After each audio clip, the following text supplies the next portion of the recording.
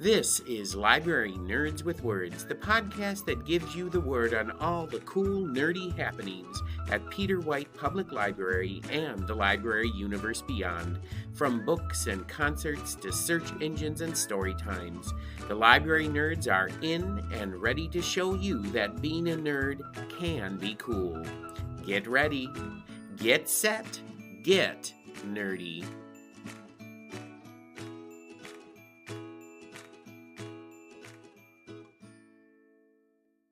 Welcome back to Library Nerds with Words, the podcast that gives you the word on all the cool things going on at Peter White Public Library and the library universe beyond, straight from the people who know it best, library nerds. My name is Marty Ackett, and I'm the Adult Programming Coordinator for Peter White Public Library.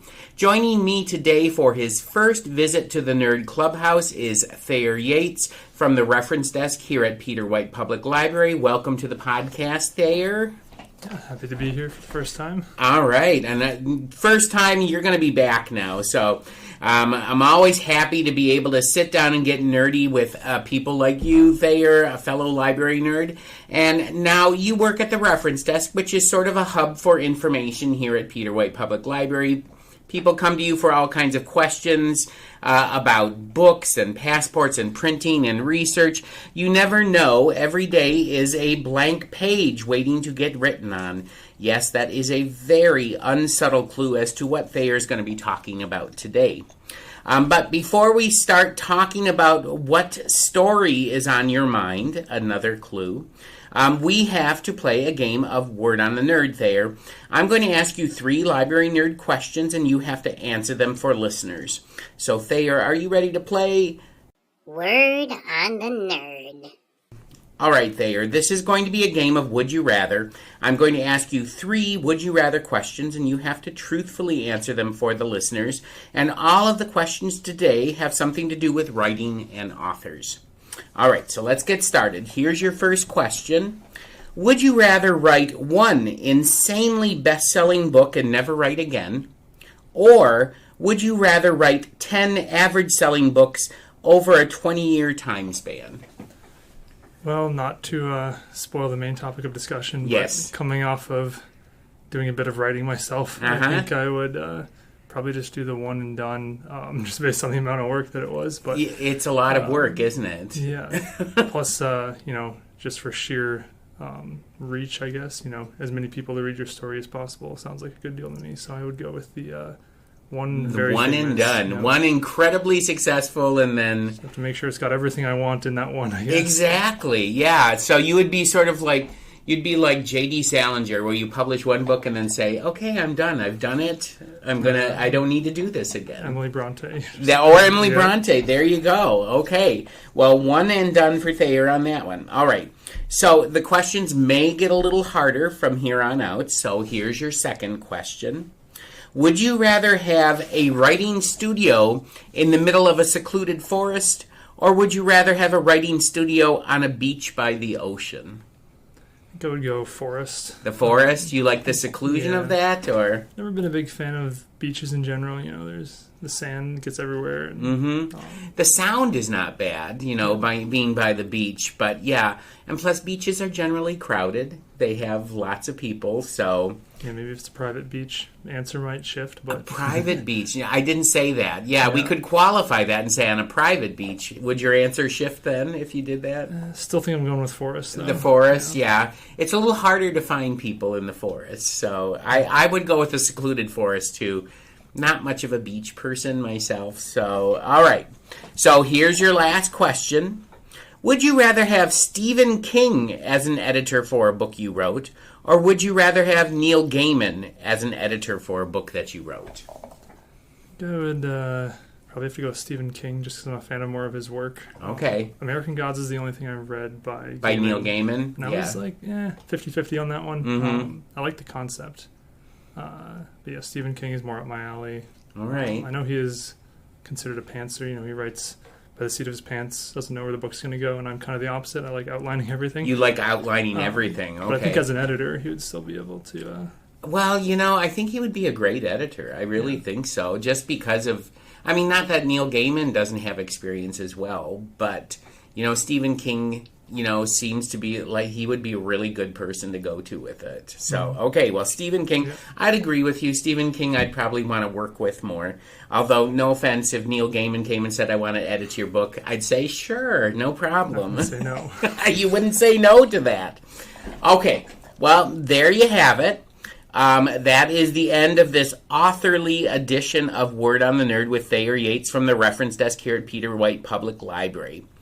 And if you haven't figured it out, now the time has come to find out what we are going to be talking about today, Thayer. What is on your mind?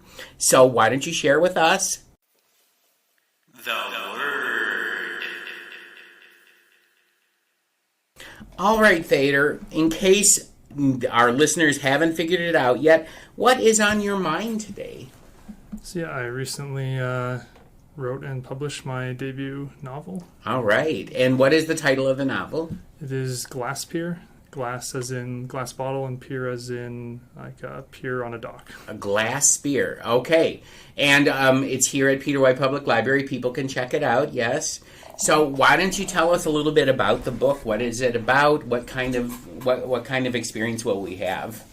Yeah, so it takes place in 1947. It's in a fictionalized city similar to New York. Okay. I was really trying to capture the classic noir atmosphere with it. Okay. So it's a detective mystery. However, unlike most classic detective mysteries, it follows three main characters. Mm. It follows, of course, the detective, and then there's also Dottie, who is a cabaret singer. And then there's Thomas, who is an academic sailor. Okay, so it has 3 points of view then through it. So I'm not going to try because I haven't read the book. I plan on reading the book, and I will tell you this on mysteries and stuff like that kind of thing. I usually read the ending first because I can't stand not knowing who is the person who's guilty. So how did you come up with the concept for this book? I mean, are you a big fan of like noir fiction and that? Yeah, so if we trace it all the way back, Calvin and Hobbes, the Tracer Bullet.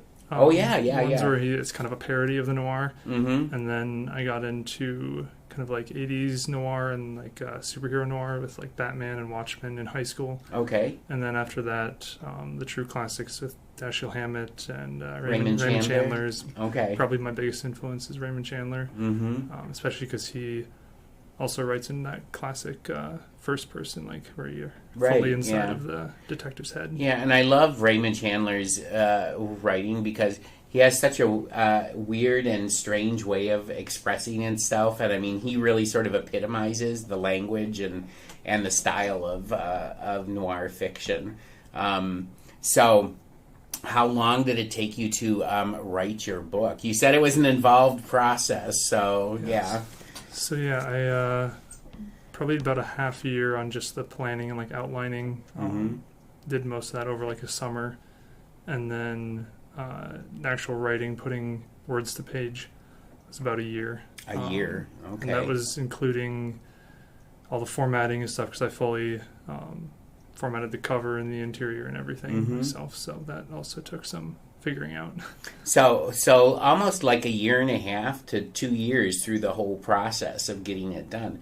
Yeah, books just, some people think like books just appear, and they don't realize, by the time that a book hits the shelves, it's usually like 2 or 3 years in the process of going through everything. Now, did you work with an editor, or were you your own editor, or did you have other people looking at your manuscript? For the most part, I did my own editing. Okay. I had a couple friends that helped out. One of my friends, Caitlin, did all the character art. There's some character art inside of the book and on the back cover. And then also did some early editing help, to get me on the right track when I was first starting out the writing, because I hadn't written in some time. And like, did you have like, I know when I'm writing something, I usually have like false starts where I'll get into it for a while and I'll go, yeah, that's not working. And you have to go back and start all over again. Did you have any experiences like that? I think the closest I had to that was I initially wrote the first chapter in first person and in third person to see which one I preferred, because to third person seemed, most books nowadays are third person. That Right. seemed more natural, but I found that it was easier to capture the like hard-boiled detective style that Raymond Chandler is famous for in the first person. First person narrative. So you went with first person. Now is this going to be like a single book? I know that, Raymond Chandler had recurring, character and recurring detective and everything. Is this going to be something that you're going to continue, or are you thinking, okay, I'm done with that and I'm going to write something else different from noir or something like that? So I don't think my next book, if there's a next book, will be in the same vein, but eventually I could see myself writing either a prequel for some of the events that took place before this one. I also left one plot thread kind of open at the end, so there could be a sequel as well with some of the same main characters. For next book, though, I'm considering more of a dark fantasy, Lovecraftian, like cosmic horror type of thing. All right. And Lovecraft is sort of noirish, too, so it's not like you're completely leaving that vein, then. Yes, and in Glasspier, you'll probably notice some Lovecraft influence and stuff. It's a mystery, but there's some horror-adjacent moments. All right. So now, can you tell us just like a little bit of what the mystery is in the book? Yeah. So essentially, Leon, who's the main detective, and some of his friends and acquaintances are sharing drinks at the beginning when two different people that don't know each other show up at his doorstep with notes that they were given. One of them is a wealthy socialite who was bid to come visit by her estranged sister. Okay. And when she shows up, she realizes that the address she was given has been abandoned for many years, and she can't find her sister. The other is a steel worker who was simply told in a note to visit his detective's office that night for something that would be eventually of interest to him. Okay. So I'm trying to figure out why they were both directed towards to his office. So those two notes, I'm assuming, eventually will connect in some way, shape, or form. I'm not asking you to give any spoilers here, but yeah. So those two. So it's a matter of like you have a missing person, you have these two mysterious notes, and somehow Leon, right? Yes. Leon has to figure out how all of this sort of connects and comes together. Yes. All right. It sounds fascinating. Now, question, is there like a murder involved in this? Or if you don't want to give that away, you don't have to. But there is pretty early on, so I don't think it's a spoiler to say it's within the first couple chapters that you find out that there was a murder, and it was 20 decades prior. Wow. Not 20 decades, 20 years, so 2 decades prior. 20 years prior, so 2 decades prior. And so then we have the whole unraveling of the mystery of the notes, the missing person, and trying to solve this murder as well. Yes. Okay, awesome. And you can... okay, so we have the book at the library. Are there any other places where the people can pick up this book? Or do you have a website, or is it on Amazon? Or how can they get a hold of it? Yeah, so if you search the title, it should come up on the Barnes & Noble website, on Amazon. Okay. Most book retailers, you can find it on there online. Okay, so I always ask when I have authors on, like, have you started your next book, or is it just in the planning phase? What's going on? I wrote an outline recently just so that I don't forget. Okay. I'm probably taking a bit of a break just I want to do some reading, because a lot of my reading time got taken up with writing. Right. But I did write a decent outline so that I have it in mind. And you're an outlining author, because some people, like I talked to John Smolens, and John Smolens sort of has an idea of what he wants to do, but then he sees where the characters lead him. Whereas other authors that I've spoken to, they really have it all sort of mapped out. And I would think that with a mystery, you sort of have to, especially with a mystery kind of thing, you have to map it out, or else you're going to lose something in there.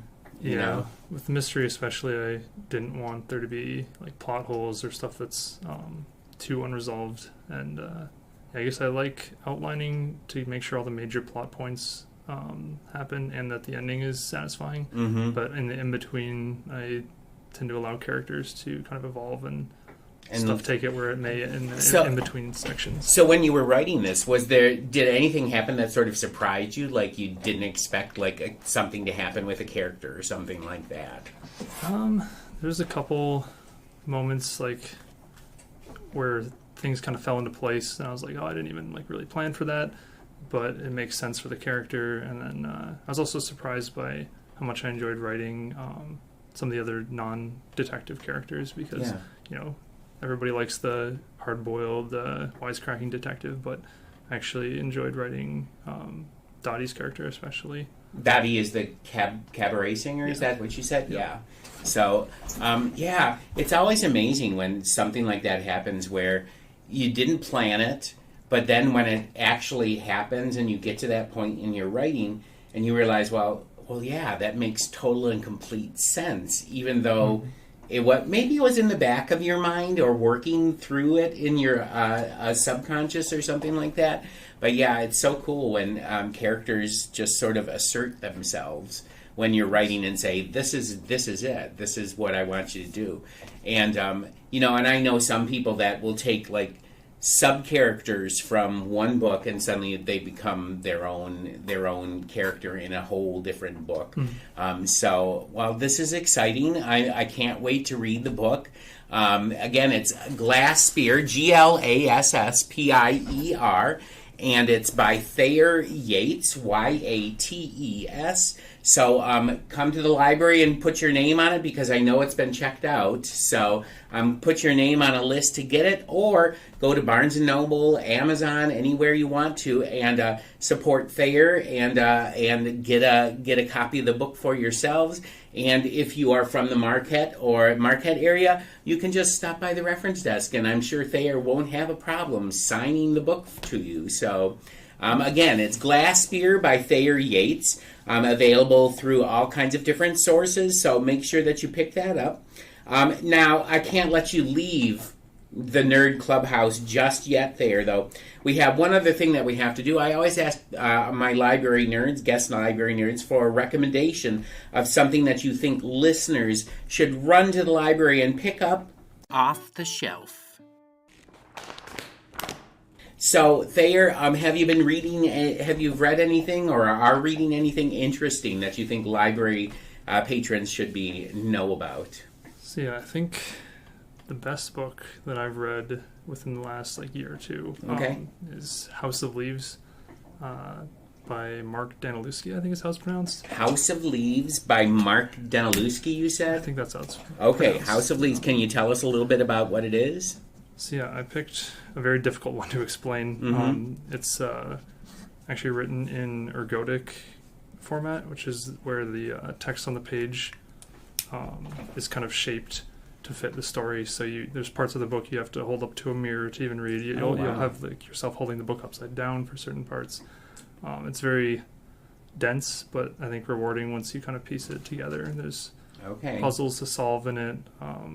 The general premise is a main character, Johnny, finds this manuscript that his neighbor who passed away had left. And it's a research paper about a documentary, but as far as Johnny can tell, the documentary doesn't actually exist. So he's trying to figure out why this super in-depth research paper was even written, because as far as you can tell, the movie documentary thing is not real, even though it has big names like Stephen King commenting on it allegedly. Wow.